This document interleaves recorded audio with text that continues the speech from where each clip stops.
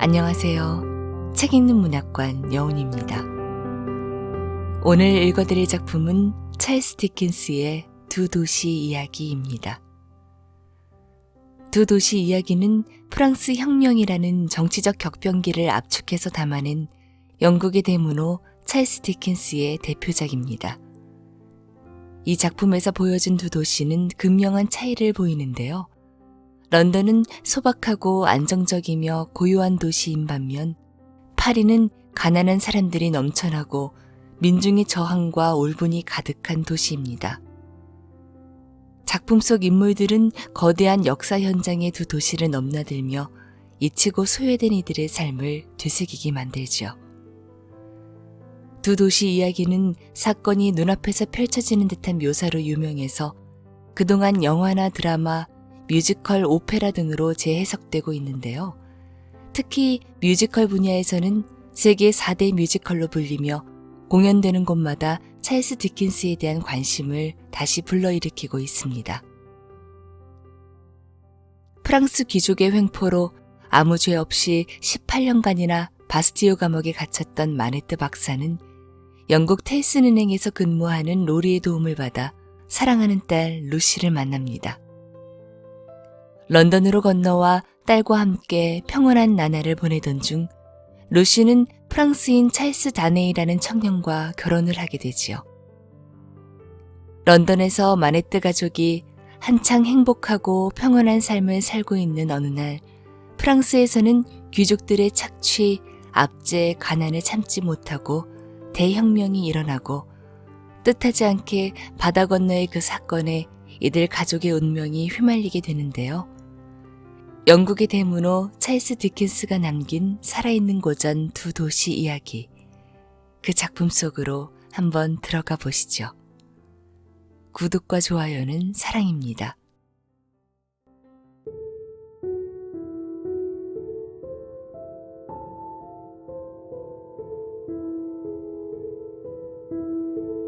두 도시 이야기,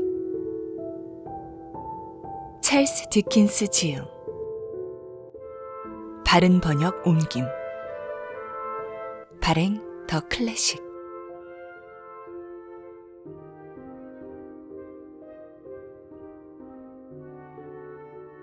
제1부 부활 1장 시대. 최고의 시대이자 최악의 시대요, 지혜의 시절이자 어리석음의 시절이었으며 믿음의 세월이자 회의의 세월이요, 빛의 계절이자 어둠의 계절이었고 희망의 봄이자 절망의 겨울이었다. 우리 앞에는 모든 것이 있으면서 아무것도 없었고 우리는 모두 곧장 천국을 향해 가고 있으면서도 곧장 지옥으로 가고 있었다. 요컨대 그 시대가 현재와 어찌나 닮아 있었던지 당시에 가장 말 많은 일부 권위자들조차 선과 악, 즉 극단적인 대조만이 허락되는 세상이라고 주장할 정도였다. 영국의 왕좌에는 턱이 큰 왕과 얼굴이 못생긴 왕비가 앉아 있었다. 그리고 프랑스의 왕좌에는 턱이 큰 왕과 얼굴이 어여쁜 왕비가 앉아 있었다. 이 두 나라에서 사리사욕을 채우며 살아가는 왕실 귀족들에게는 이런 일반적인 상황이 영원히 지속되리라는 전망이 수정보다도 더 명쾌해 보였다. 때는 서기 1775년이었다. 영국인들은 그 좋던 시절에도 지금처럼 영적 계시를 믿었다. 최근에 조애너 사우스콧이 행복한 25번째 생일을 맞을 즈음 근위 기병대 소속의 앞을 내다볼 줄 아는 한 병사가 런던과 웨스트민스터에 몰락이 도래했다고 선언함으로써 그녀의 장엄한 등장을 예고했다. 바로 작년인 1858년에 유령들이 사물을 두들겨 메시지를 전하고 간 것처럼 콕 레인에 유령이 나타나 테이블을 두들겨 메시지를 전달하고 간 후로 딱 12년이 지난 때였다. 그러나 이상하게 들릴지 몰라도 영국 왕실과 국민들이 얼마 전 아메리카에 거주하는 영국 국민의회로부터 받은 정세에 관한 세속적인 메시지들이 콕 레인 지역의 닭들에게서 태어난 병아리들이 전하는 어떤 영적인 메시지보다도 인류에게 훨씬 더 중요한 소식임이 밝혀졌다. 방패와 삼지창으로 상징되는 자매국인 영국보다 영적인 문제에 전반적으로 흥미가 없었던 프랑스는 지폐를 마구 찍어내고 써버리면서 거침없이 내리막길로 굴러떨어지고 있었다. 게다가 프랑스는 기독교 성직자들의 비호를 받으며 비 오는 날 약 50m 거리 밖에서 눈앞으로 지나가는 사제들의 추잡한 행렬에 예를 갖추기 위해 무릎을 꿇지 않았다는 이유로 젊은이의 양손을 자르라고, 집게로 혀를 뽑으라고, 산채로 화형에 처하라고 선고하는 등 인도적이기 그지없는 만행을 일삼고 있었다. 고통받는 청년이 죽음을 맞이하는 순간에도 프랑스와 노르웨이의 숲 깊은 곳에서는 운명이라는 산지기가 이미 점찍어둔, 그리하여 베어지고 톱으로 잘려 널빤지가 된 다음 자루와 칼이 달린 움직이는 어떤 틀, 역사상 끔찍하게 짝이 없는 물건이 될 나무들이 자라고 있었을 것이다. 파리 근교에서 거친 땅을 일구며 살아가는 어떤 농부들의 허름한 헛간에는 죽음이라는 농부가 대혁명 때 사형수를 옮기는 데 쓰려고 미리 따로 챙겨둔 조야한 수레가 총구석의 진흙을 뒤집어 쓴 채 돼지가 꿀꿀대고 닭들이 회를 치는 와중에 바로 그날의 비바람을 피해 보관되어 있었을 것이다. 그러나 운명이라는 산지기와 죽음이라는 농부는 쉬지 않고 일을 하면서도 조용히 일을 했기에 그들의 발소리를 죽이고 돌아다니는 동안 아무도 그 소리를 듣지 못했다. 잠자지 않고 깨어있다는 의심을 조금이라도 샀다가는 무신론자나 반역자로 몰릴 수도 있었기에 더욱 그랬다. 영국에는 국가로서 내세울 만한 질서와 치안이 눈꼽만큼도 없었다. 심지어 런던에서조차 흉악한 무장강도와 노상강도가 밤마다 활개를 쳤다. 집집마다 살림살이를 가구점 창고에 안전하게 맡기지 않은 채 시내를 떠나지 말라는 말이 공공연하게 나돌았다. 밤에는 노상강도 짓을, 낮에는 장사치 노릇을 하던 작자들은 도적질을 하다 마주친 동료 장사꾼이 자신을 알아보고 달려들면 대번에 머리통에 총을 갈긴 다음 말을 타고 달아났다. 역마차가 강도 7명에게 털리기도 했는데 그중 3이 경비원의 총에 죽었지만 총알이 빗나가는 바람에 그 경비원은 나머지 4의 총에 맞아 죽고 말았다. 그런 다음 강도들은 유유히 역마차를 털었다. 위대하신 런던 시장께서는 터넴 그린 공원에서 우두커니 서서 노상강도에게 가진 것을 모두 넘겨줄 수밖에 없었다. 강도는 수행원 모두가 지켜보는 가운데 그토록 저명하신 분을 유린했다. 런던 교도소의 죄수들이 간수들과 싸움질을 해대자 위풍당당한 법은 총알을 가득 장전한 나팔총을 죄수들에게 쏘아댔다. 또 도둑들은 궁전 응접실에서 귀족들의 목에 걸린 다이아몬드 십자가 목걸이를 벗겨갔다. 총을 든 군인들이 작물을 찾으러 세인트 자일스 거리로 진격하자 악당들이 그들에게 총을 쏘았고 군인들도 악당들에게 맞총질을 해댔지만 이 모든 일들을 유별난 사태라 여기는 사람은 없었다. 이런 사건들이 기승을 부리자 백해무익한 존재이면서도 늘 바빴던 사형 집행유는 정신없이 불려다녔다. 이봐, 죽 늘어서 있는 잡범들의 목을 매달게. 이봐, 화요일에 잡은 강도는 토요일에 매달자고. 이봐, 뉴게이트 교도소에 있는 12명의 죄인의 손에 한꺼번에 낙인을 찍어야지. 이봐, 웨스트민스터 홀문에 나붙은 대자보도 태워야지. 이봐, 오늘은 흉악한 살인자를 죽이고 내일은 농부의 아들에게서 푼돈 6펜스를 빼앗은 불쌍한 좀도둑을 죽이게나. 이 모든 일들이, 그리고 이와 비슷한 수많은 사건들이 1775년을 전후로 해서 일어났다. 이 와중에도 운명이라는 산지기와 죽음이라는 농부는 가만가만 일을 했고 턱이 큰 두 왕과 못생긴 왕비, 어여쁜 왕비는 계속해서 자신들의 신성한 권리를 함부로 휘둘렀다. 1775년은 그렇게 고귀한 이 왕족들을, 그리고 이 연대기 속 인물들을 비롯하여 수많은 미물들을 그들 앞에 놓인 길로 인도하고 있었다.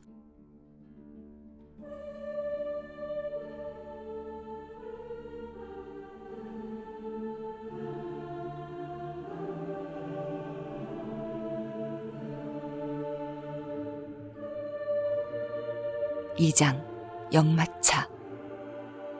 11월 말 어느 금요일 밤, 이 이야기의 첫 번째 등장인물 앞에 도버로가 펼쳐져 있었다. 도버로는 슈터스일 고개를 삐걱거리며 오르는 역마차 앞에도 펼쳐져 있었다. 우리의 등장인물은 다른 승객들과 함께 역마차에서 내려 진창길을 걸어오르고 있었다. 걷기 운동이 좋아서가 아니라 그럴 수밖에 없는 상황이었다. 말들이 질퍽이는 언덕길에서 마구를 메고 마차까지 끄는 것이 어찌나 힘들었던지 벌써 3번씩이나 걸음을 멈춘 상황이었고, 게다가 한 번은 블랙캣으로 돌아가겠다고 반항하며 마차를 끌고 길을 가로지르기도 했다.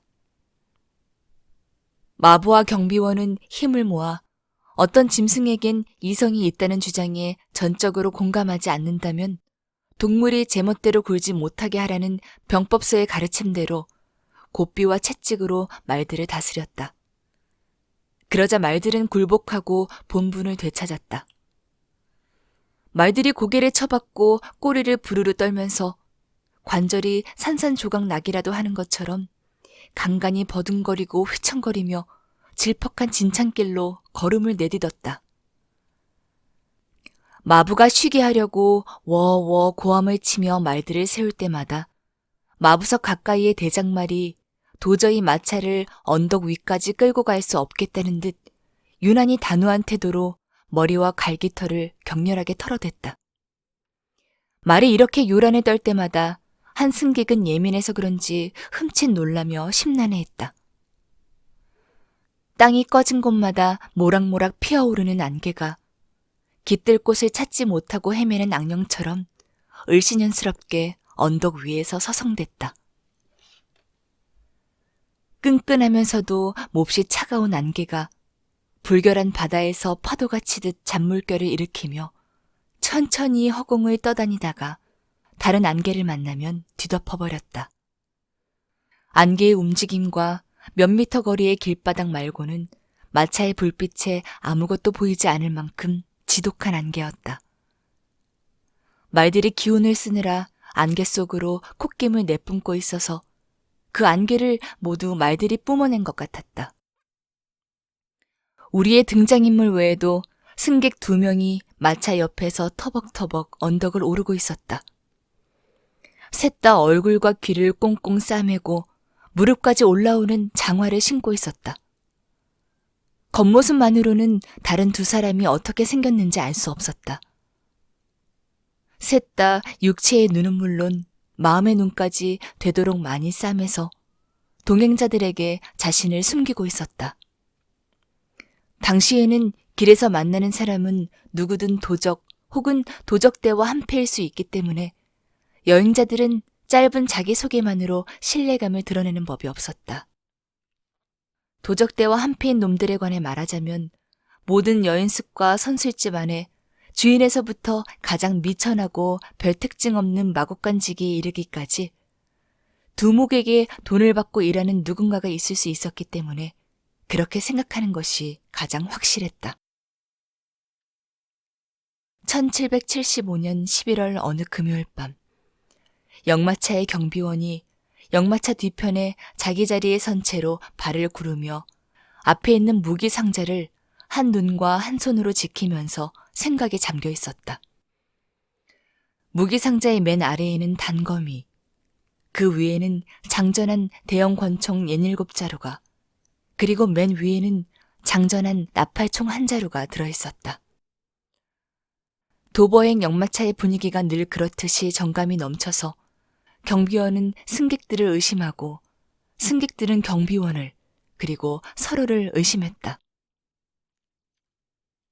모두가 자신을 제외한 나머지를 의심했고 마부는 말 말고는 아무도 믿지 않았다. 하지만 이 동물들이야말로 양심적으로 말해서 이런 노정을 견뎌내기에 적합하지 않다고 성경을 걸고서라도 맹세할 수 있을 정도였다. 와. 자, 이제 한 번만 더 힘을 쓰면 정상이다.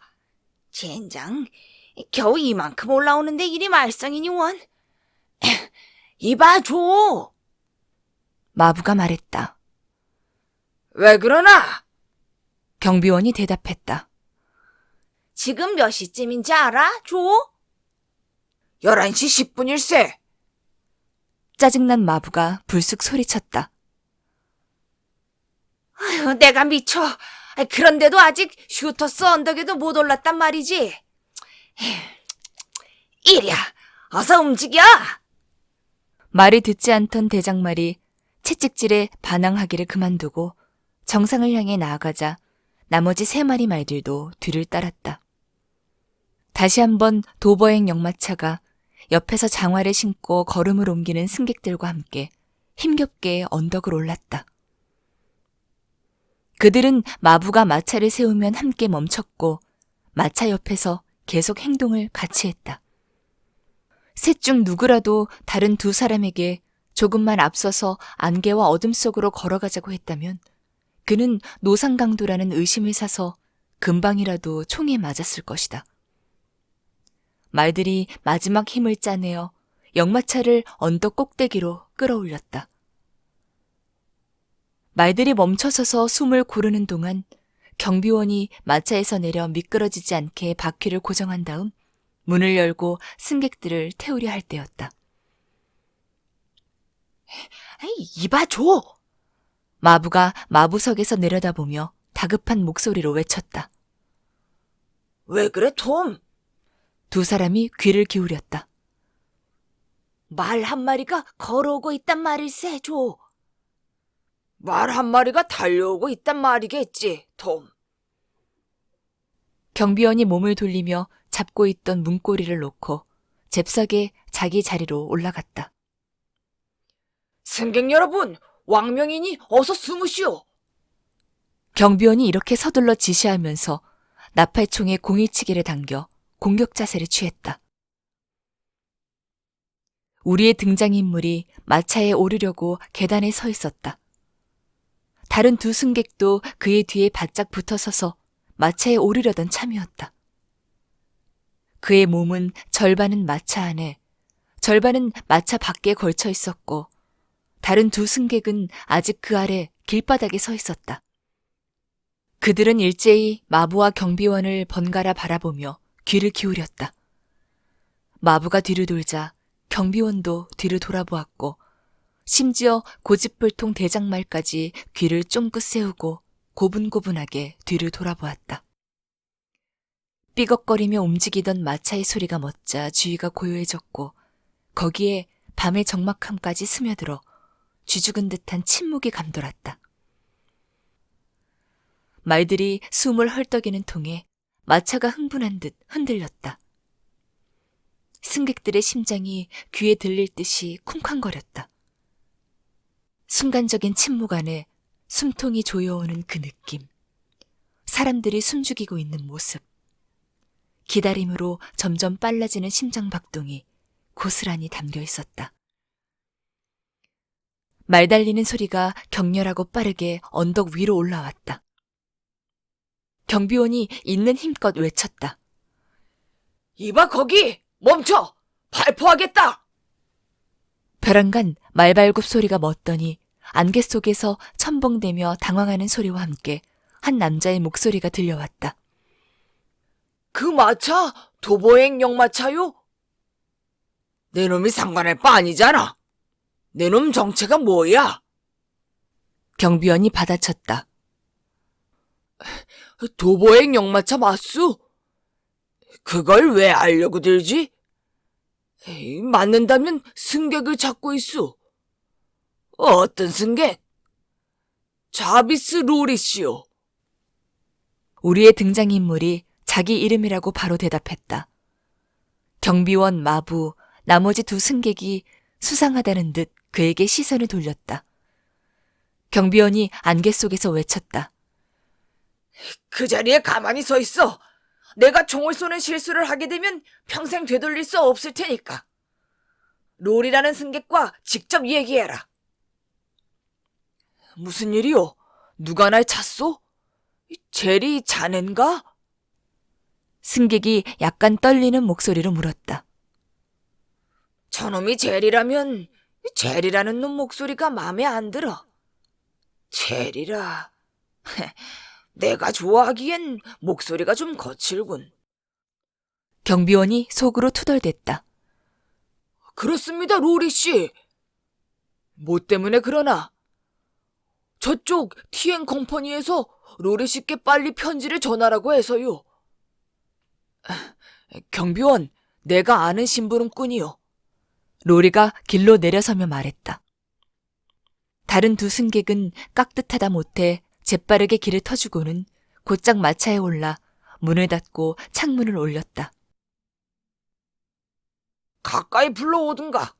걱정 안 해도 되겠구먼. 경비원이 혼잣말인 양 툴툴거렸다.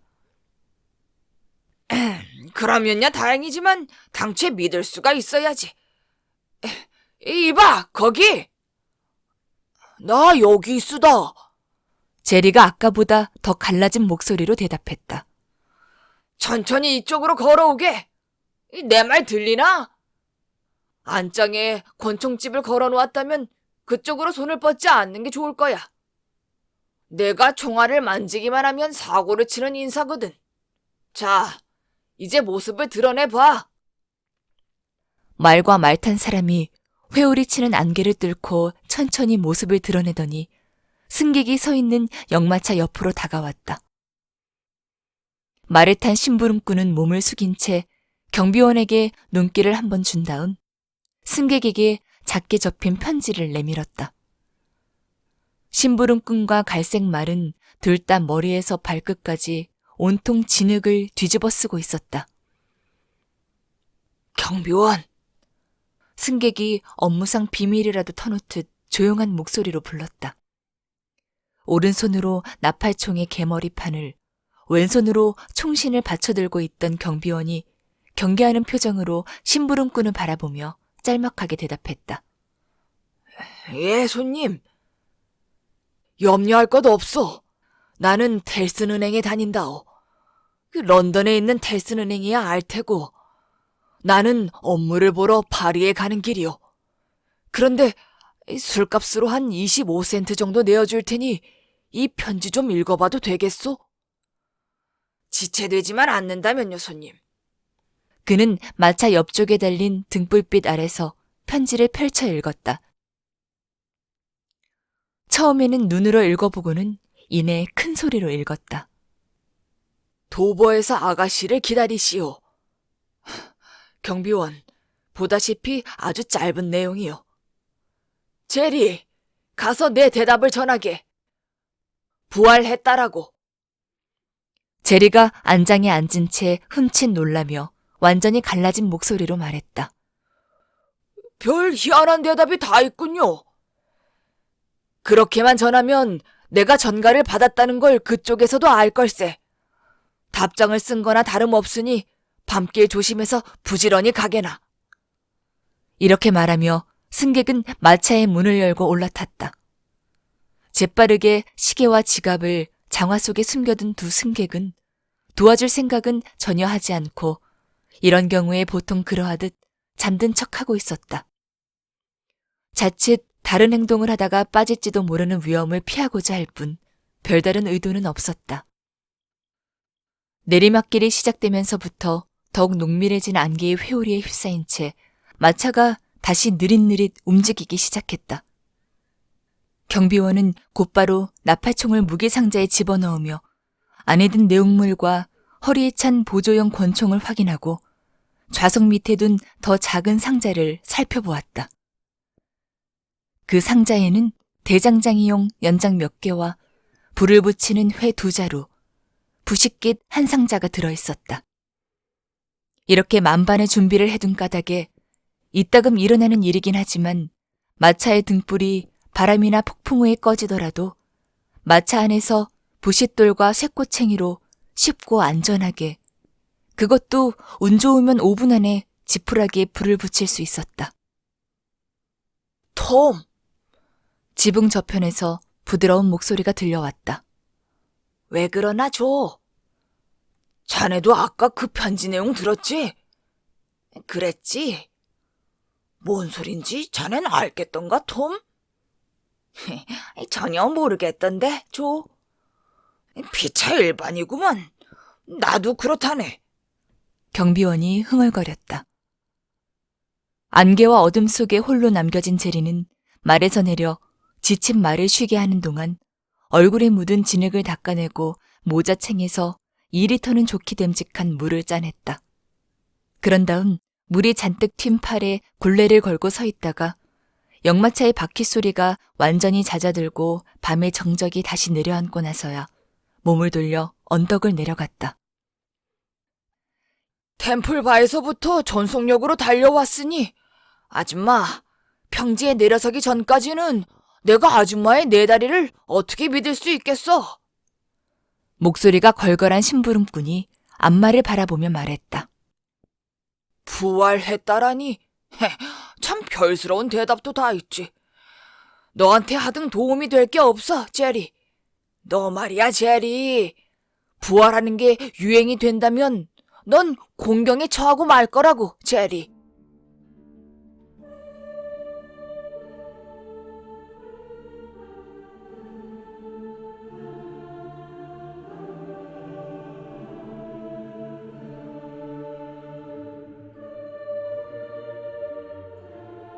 (3장) 밤그림자.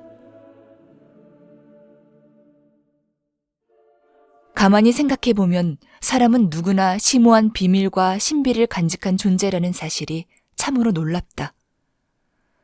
밤의 대도시에 가면 이런 생각을 진지하게 하게 된다. 어둠 속에 옹기종기 모여 앉은 저 집들은 저마다 다른 비밀을 품고 있겠지. 집집마다 있는 여러 개의 방들도 모두 제각각 비밀을 품고 있겠지. 그곳에 살고 있는 수백만 명의 가슴 속에서 고동치는 심장들은 가장 가까운 사람에게도 어떤 면에서는 상상의 산물이라고 할 만큼 비밀스러운 존재들이다. 끔찍한 일들, 죽음도 이렇지 않을까? 죽음에 이르면 더 이상 아끼던 책의 책장을 넘길 수도 없고 그 책을 조만간 끝까지 읽을 것이라는 희망을 헛되이 품을 수도 없다. 빛이 비치는 찰나의 시선을 사로잡았던 보물과 물건들이 가라앉아 묻혀있는 깊이를 헤아릴 수 없는 물속도 더 이상은 들여다볼 수 없다. 한쪽밖에 읽지 못한 스프링이 달린 그 책은 영원히 그렇게 덮여있을 것이다. 아무것도 모르는 채 서성이던 물가가 있는, 그리고 수면 위에 빛이 반짝이던 그 물은 꽁꽁 언 채 영원히 봉인되어 있을 것이다. 친구도 죽고 이웃도 죽고 영혼을 바쳐 사랑한 여인도 죽는다. 죽음이란 개개인이 언제나 품고 있는, 그리하여 삶의 마지막 순간까지 품고 있는 비밀을 가혹하게도 영원히 굳혀버리는 것이다. 가장 깊은 곳에 들여다보면 지나쳐 다니는 도시의 묘지 아무 곳에나 잠들어 있는 이들이, 살아서 바쁘게 움직이는 이들끼리 서로를 비밀스럽게 여기는 것보다 더 비밀스러운 존재 아닐까. 비밀로 말하자면 타고나는 것이지 세습되는 것이 아니어서 말 위에 올라탄 심부름꾼도 왕이나 나라의 재상 혹은 런던에서 가장 부유한 상인 못지않게 비밀을 품고 있다. 느릿느릿 움직이는 낡은 역마차의 비좁은 공간 속에 갇혀있는 승객 3명도 마찬가지였다. 그들은 서로에게 마치 6마리, 아니 60마리의 말이 끄는 커다란 마차에 각자 들어앉아 있는 것처럼 나라 하나만큼이나 되는 옆 사람과의 간격을 완벽하게 유지하는 비밀스러운 존재들이었다. 심부름꾼은 말을 타고 느긋하게 돌아오다가 한 장 걸치려고 단골 술집에 들렀지만 비밀을 드러내지 않겠다는 듯 눈 위까지 비스듬하게 모자를 눌러쓰고 있었다. 차림새와 걸맞게 그의 두 눈은 겉보기에 검은색을 띄었지만 깊이가 없었고 서로 떨어져 있으면 뭔가 들키기라도 할 것처럼 양 미간이 몹시 좁았다.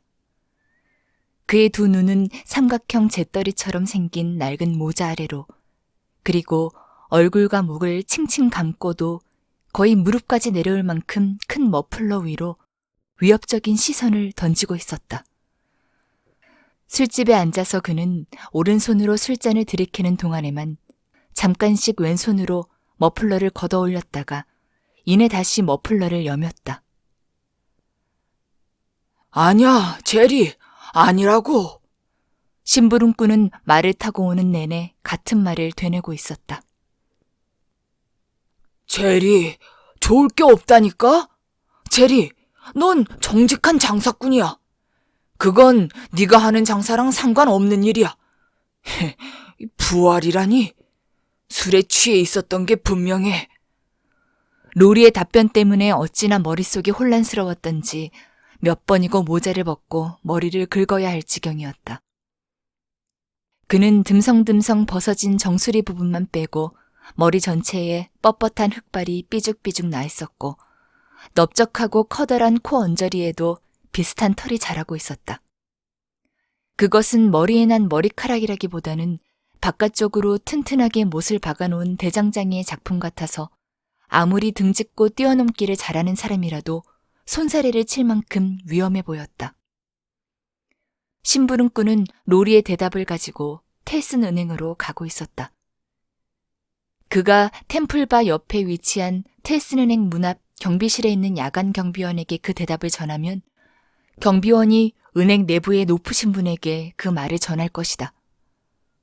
돌아가는 내내 자신을 뒤따라오는 밤그림자가 그의 눈에는 그 대답 속에 담긴 메시지같이 으스스했다. 그의 눈에만 그런 것이 아니라 앞말의 눈에도 밤 그림자가 마음속에 숨겨둔 걱정거리 같았나 보다. 그림자만 보면 움찔하는 것으로 보아 걱정거리가 꽤 많은 모양이었다.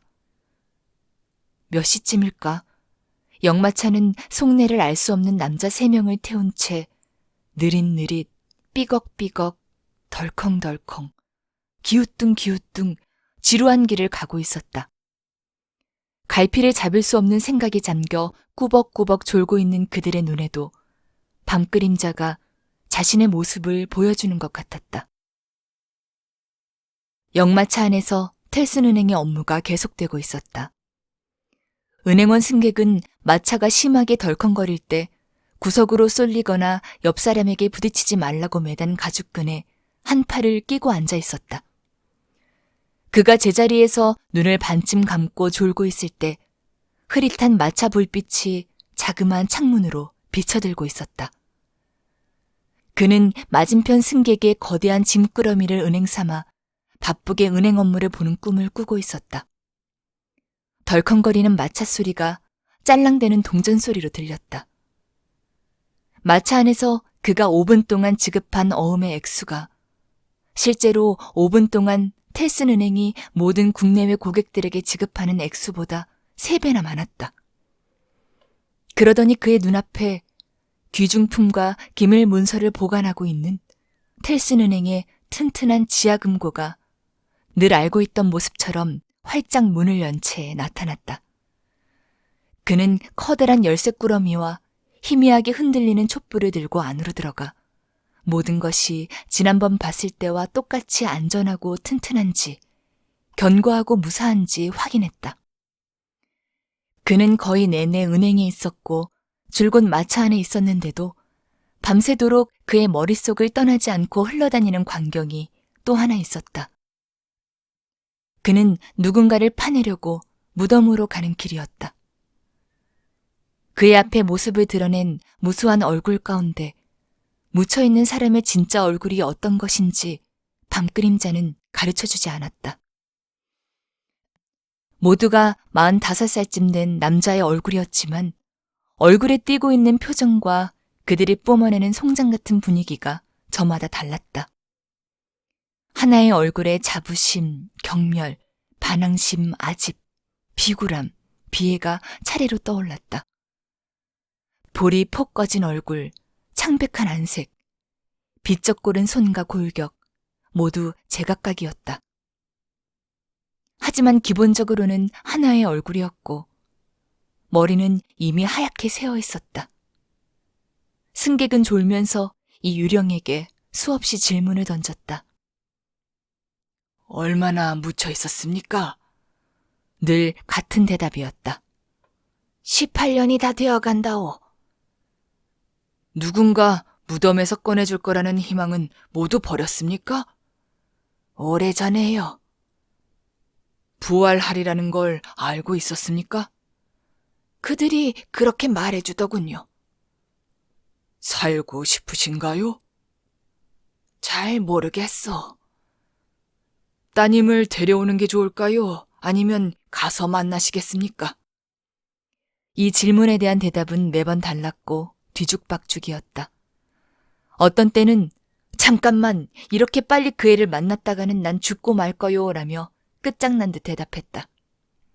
어떤 때는 애처롭게도 비오듯 눈물을 흘리며 날 그 애에게 데려다 줘요 라고 했다. 어떤 때는 어리둥절한 표정으로 빤히 쳐다보며 난 그런 여자 몰라요. 무슨 소린지 모르겠구려 라고 했다. 이런 가상의 대화를 나눈 다음 승객은 환상 속에서 이 가련한 목숨을 끄집어내려고 땅을 파내고 파내고 또 파냈다. 처음에는 삽으로, 이내 커다란 열쇠로, 그러다가 두 손으로 땅을 파냈다. 마침내 흙 묻은 얼굴과 머리를 다 파내자 그는 벼랑간 먼지가 되어 날아갔다. 그러면 승객은 정신이 들어서 창문을 내리고 뺨으로 현실 속의 안개와 비를 느꼈다. 그러나 눈을 뜨고 안개와 비, 램프에서 뿜어져 나와 떠다니는 빛의 조각, 꿈틀꿈틀 뒤쪽으로 물러나는 산 울타리를 바라보는 동안에도 마차 밖의 밤 그림자가 마차 안의 밤 그림자 무리 속으로 쏟아져 들어왔다. 템플바 옆에 위치한 실제 은행 건물, 전날 처리했던 실제 업무, 실제 금고, 자신이 받은 실제 속달 편지, 자신이 보낸 실제 답장, 이 모든 것들이 그곳에 있었다. 그런 것들 사이로 요령 같은 그 얼굴이 떠올랐고 다시 대화가 시작되었다. 얼마나 묻혀 있었습니까? 18년이 다 되어간다오. 살고 싶으신가요? 잘 모르겠어. 파내고 파내고 파내고. 그는 다른 두 승객 중 한 명이 더 이상은 못 참겠다는 듯 몸짓으로 창문 좀 닫으라고 나무랄 때까지 계속 땅을 파냈다. 그는 가죽끈에 몸이 흔들리지 않게 팔을 걸고서 잠든 두 승객에 대해 이런저런 추측을 해보고 있었는데 정신이 까무룩 흐려지면서 두 사람은 은행과 무덤 속으로 미끄러지듯 사라져버렸다. 얼마나 묻혀 있었습니까? 18년이 다 되어간다오. 누군가 무덤에서 꺼내줄 거라는 희망은 모두 버렸습니까? 오래전에요. 이런 말들이 방금 막 들은 것처럼, 실제로 들은 것처럼 또렷하게 귓전에서 맴돌았다. 피곤한 승객이 날이 밝아 정신을 차리고 밤그림자가 사라져버린 것을 알게 된 후에도 말이다. 그는 창문을 내리고 해가 떠오르는 모습을 바라보았다. 갈아놓은 밭일랑이 보였는데 거기에 쟁기가 간밤에 말들에게서 벗겨놓은 자리에 그대로 놓여 있었다. 그 너머로 아직 나무에 붙은 채 타는 듯이 빨갛게 그리고 황금빛으로 물들어가는 잎사귀들이 우거진 관목숲이 고요하게 펼쳐져 있었다. 땅은 차고 습했지만 하늘은 청명했고 태양은 눈부시고 잔잔하고 아름답게 떠올랐다. 태양을 바라보며 승객이 말했다. 18년이라니요. 자애로운 주님이시여. 18년 동안이나 산채로 땅속에 묻혀 있었다니요.